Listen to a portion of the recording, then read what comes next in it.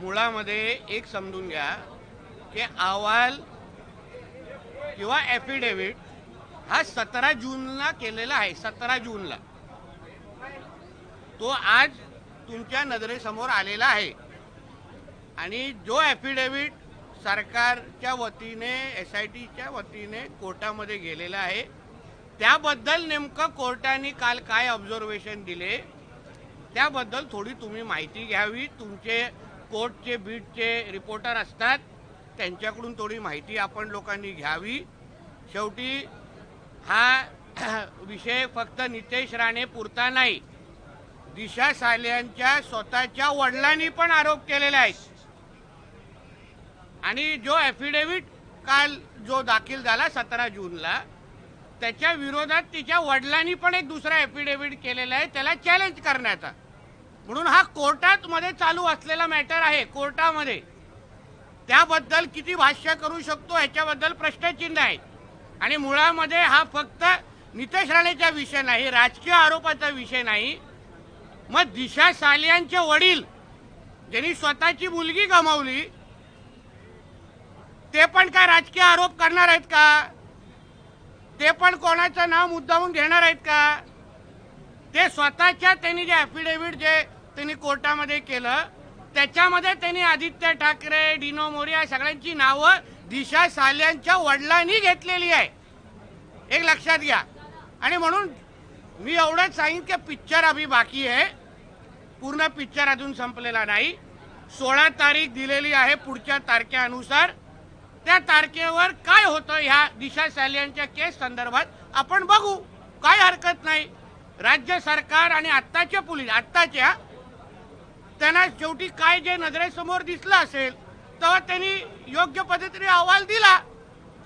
तुम्हाला आठवत असेल जेव्हा SIT गठीत झाली त्यानंतरच मी एक पत्र पण दिलेलं की त्याच्यातला एक जो अधिकारी आहे तो त्या सगळ्या विषयामध्ये साथीदार आहे दिशा सालियान केसमध्ये, तिच्या मर्डरमध्ये, तर त्याला बदलण्यात यावा असंही पत्र मी दिलेलं. आणि म्हणून जो काय ॲफिडेव्हिट दिलेलं आहे ते कोर्टामध्ये सादर केलेलं आहे. माननीय कोर्ट त्याबद्दल निर्णय घेईल. दिशा सालियांचे वडील त्याबद्दल त्यांनी ॲफिडेव्हिट काउंटर ॲफिडेव्हिट दिलेला आहे. त्या सगळ्या बाबतीमध्ये 16 तारखेला काय होतं हे पाहू. म्हणून जसं मी बोललो पिक्चर अभी बाकी आहे. दुसरं पण एक विषय समजून घ्या की कोर्टामध्ये आदित्य ठाकरेंनी दिलेले प्रतिज्ञापत्र जे आहे त्याच्यामध्ये त्यांनी मी आमदार आहे म्हणजे तो स्वतः आमदार आहेत हे त्यांनी लपवलेलं आहे. मी समाजसेवक आणि उद्योजक आहे असं त्यांनी कोर्टाला खोटी माहिती दिलेली आहे. त्याच्या विरोधात पण एक याचिका झालेली आहे. म्हणजे कोर्टाला खोटं बोलणारे तुमच्या इथे येऊन किती खरं बोलत असतील हे आता येणाऱ्या दिवसामध्ये कळेल ना. म्हणून उगाच तुम्ही अर्धवट माहितीच्या आधारे आपल्याला सगळ्यांना विनंती करतो, आपण सगळे सुज्ञ पत्रकार आहात, अर्ध्या माहितीच्या आधारे पुरा दिवस आज मी जरा कोर्टाच्या माझ्या वैयक्तिक कोर्टाच्या कामामध्ये व्यस्त होतो. तुम्हाला व्यवस्थित पूर्ण तुमच्या बातम्या दिवसभर 7 तास बघून आलेलो आहे. आपल्याला विनंती आहे घाई गडबड करू नका. कोर्टामध्ये हा विषय चालू आहे. एका मुलीने आपलं आयुष्य गमावलेलं आहे, एका वडिलांनी त्यांची मुलगी गमावलेली आहे. आणि म्हणून आपण माननीय कोर्टामध्ये जो चाललेला जो केस आहे त्याबद्दल आपण थांबावं. एक बार ये मराठी खत्म कर देते हैं तो कर लेंगे. आदित्य ठाकरे म्हणून की बा या केसशी माझा काही संबंध नाही आहे, नाहक माझी 5 वर्षापासून बदनामी करण्यात येते, या केसचा माझा कुठलाही संबंध नाही. म्हणून बोलतो ना आता त्याबद्दल उत्तर देण्यापेक्षा आगे आगे देखो ना होता है क्या, बघू ना कोर्टामध्ये काय होत आहे. म्हणून हे सगळे जे तुम्हाला जे सांगून ते ठेवलेले हे उत्तर आहेत ना ते कुठेतरी रेकॉर्ड करून ठेवा, नंतर एकत्र वाजवायला भेटेल. नाही पण SITच्या प्रतिज्ञापत्रात नेमकं काय म्हटलेलं आहे म्हणजे त्यांनी SITने काय कोर्टाला सांगितलंय ते तुम्ही वाचलं पाहिजे ना. तुमचं काम मी कशाला हलकं करू. भाऊच्या धक्क्या इथले जे कोळी बांधव आहेत ते मत्स्य व्यवसाय करतात त्यांना नोटीस आलेल्या आहेत आणि त्यांचं त्याबद्दल मी आत्ताच माहिती गेलेली आहे. तो राज्य सरकार आणि केंद्र सरकार काही वर्षापासून तो सुरू असलेला वाद आहे. काही थकबाकी बाकी आहे त्यासाठी केंद्र सरकारच्या संबंधित खात्यांनी नोटिसेस पाठवलेल्या आहेत. मी संबंधित अधिकारी जे बॉम्बे पोर्ट ट्रस्टचे आहेत त्यांच्याशी मी बोललेलो आहे, त्यांना उद्या बोलून घेतलेलं आहे. आमच्या कोळी बांधवांना आमचं राज्य सरकार कुठेही वाऱ्यावर पडून देणार नाही. त्यांनी ते चिंता करू नये. हे काय महाविकास आघाडीचं सरकार नाही, हे देवाभाऊंच्या नेतृत्वात असलेलं महायुतीचं सरकार आहे. आमच्या सगळ्या मच्छीमार बांधवांना, कोळी बांधवांना पूर्ण ताकदीने आमचं सरकार त्यांच्याबरोबर उभं आहे. लागलं तर मी संबंधित मंत्र्यांना बोलीन, त्यांना जाऊन भेटीन, पण आम्ही त्याच्याबद्दल मार्ग काढू.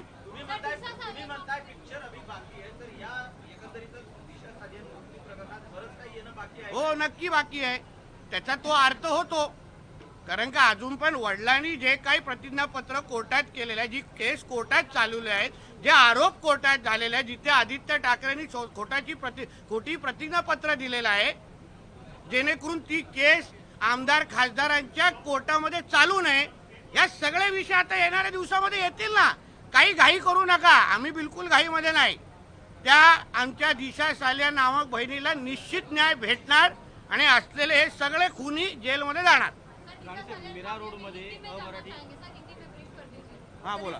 मीरा रोड मध्ये मैं इसके बाद आपके हिंदी के बाद आता हूँ. मीरा रोड मध्ये व्यापाऱ्यांनी बंद केलेले आहे. मराठी अमराठी वाद तिथे निर्माण झालेला आहे आणि जे अमराठी आहेत ते भाजपचे कार्यकर्ते असं सांगितलं जाते. मनसेने तिथे देखील एक बंद पुकारले. त्यांनी तसं म्हटलं की असं आहे की आता पण सकाळी त्या दिवशी मीरा रोडला एका हिंदूला मारलं.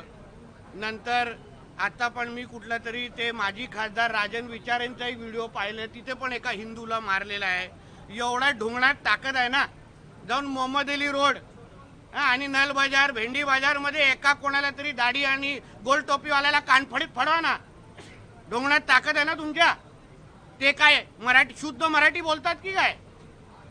त्यांच्या थोबाड्यातून कधी आम्ही मराठी ऐकलं नाही, अल्लाहू अकबर सोडून.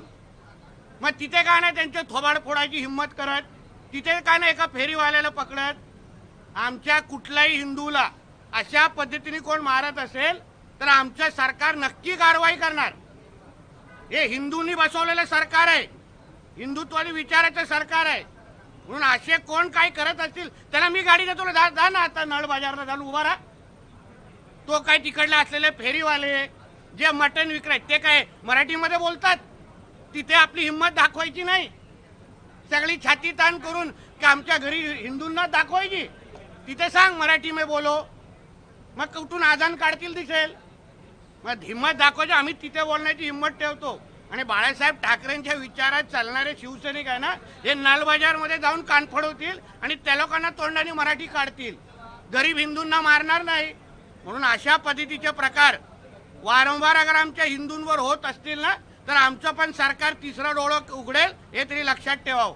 पण यामध्ये हिंदी आणि मराठी भाषेचा काही संबंध नव्हता, तो वैयक्तिक भांडण होतं. त्यामुळे अशा ते तुम्ही मीडियावाल्यांनी जे दाखवलं त्याच्यावर आम्ही बोलतो. मग मीडियावाल्यांनी सांगायला होतं ना वैयक्तिक भांडण होतं.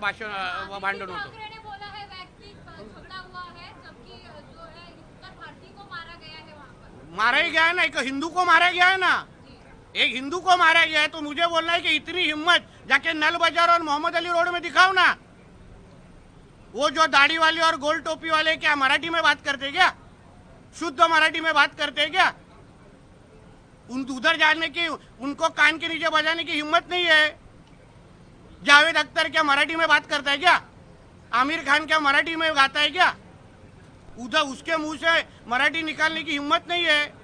ये गरीब हिंदू को क्यों मारने की हिम्मत कर रहे हो? ये सरकार हिंदू ने बिठाई है, हिंदुत्व विचार की सरकार है. इसलिए इस तरह की कोई भी अगर कोई हिम्मत करेगा तो हमारी सरकार भी तीसरी आंख खोलेगी. इतना मैं कहना चाहता हूँ. हिंदू राष्ट्रामध्ये हिंदूंना फूट पडण्यासारखी आहे. आमच्या देशाला इस्लाम राष्ट्र बनवण्याचे षडयंत्र आहेत.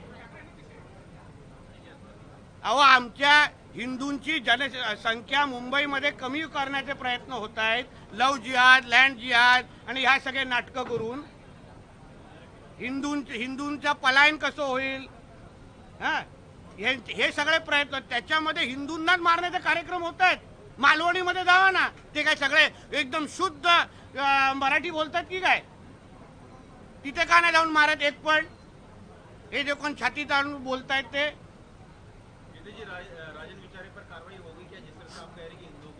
सब जो हिंदू के ऊपर हाथ उठाएगा उसके ऊपर कारवाई होगी. वैयक्तिक वादाचा कुठला विषय असेल त्यावर आपण बोलू शकत, किसका पर्सनल इश्यू होएगा उसके ऊपर बोल नहीं सकता, मगर अगर इस तरह से कोई दादागिरी हिंदू के ऊपर कोई करेगा तो हमारी सरकार कार्रवाई करेगी। साहेब पुण्यामध्ये एका डिलिव्हरी बॉयने घरात घुसून तरुणीवर बलात्कार केला आणि सेल्फी सुद्धा काढला तिचा, तर त्याविषयी कारवाई होणार ना, कायद्याने सुव्यवस्था राखणं हे तर आमचं सरकारचं काम आहे। फडणवीस साहेब आहेत तुम्ही गृहमंत्री, चिंता करू नका, कारवाई होणार, परत डिलिव्हरी करायला जाणार नाही एवढी काळजी घेऊ। शेतकरी कर्जमाफीची घोषणा केली होती, 6 महिने झाले महायुती सरकारवर 2100 रुपयाचा तो वादा पूर्ण करण्यात गेला नाही।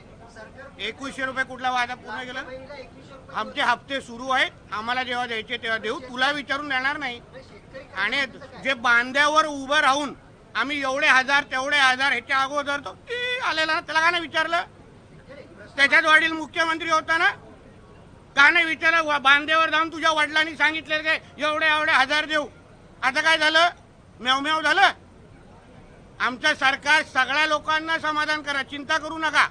अजूनपर्यंत एकदा एवढी बॉम्ब केली की लाडकी बहीण योजना बंद आहे, सुरू आहे ना, यावेळी महिन्याचा पण हप्ता गेलाय, तुझ्या घरी पण हप्ता येत असेल तर कळव। चला दुसरा काय बोले ना,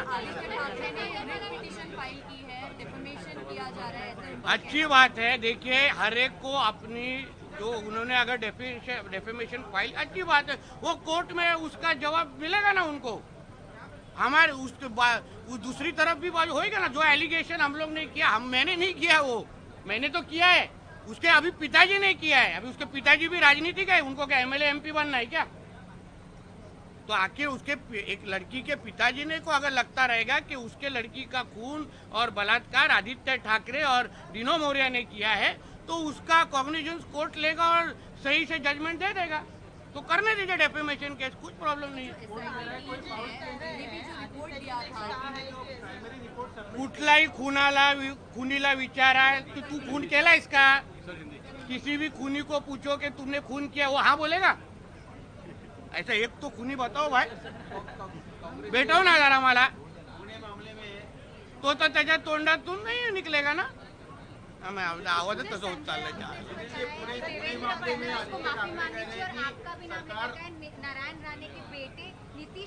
किस चीज का माफी मांगना? दिशा सालियान को न्याय मिलाना के लिए माफी मांगना है क्या? और जो खुद डॉक्टर सपना पाटकर को हैरेसमेंट के लिए उसके ऊपर केसेस चालू है, वो हमारी बहन को इसने खुद ये शक्ति कपूर ने परेशान करके रखा है, वो हम लोग के ऊपर बोलेगा माफी मांगने को? भांडूप का शक्ति कपूर है वो। चला झालं का आता? वाणी मला 4 की कैबिनेट है।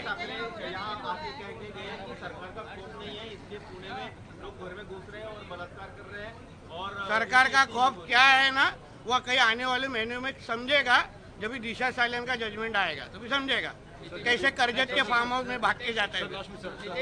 लास्ट में आप बोलेगा इसलिए मैं रिपीट नहीं करना। कांग्रेस के राष्ट्रीय प्रवक्ता हैं मल्लिकार्जुन खड़गे, अध्यक्ष हैं, उनके बेटे प्रियांक खड़गे हैं, वो ये कहते हैं कि अगर कांग्रेस सत्ता में आई तो वो आरएसएस को बैन कर देंगे। कांग्रेस कभी सत्ता में आने वाली है नहीं। एक हाँ, ये मुंगेरी लाल के हसीन सपने हैं, उसको भी मालूम है जो सच होने वाला नहीं है, उसके पिताजी कभी प्रधानमंत्री नहीं बनने वाले, तो सपना देखने का क्या प्रॉब्लम है? चलो थैंक यू।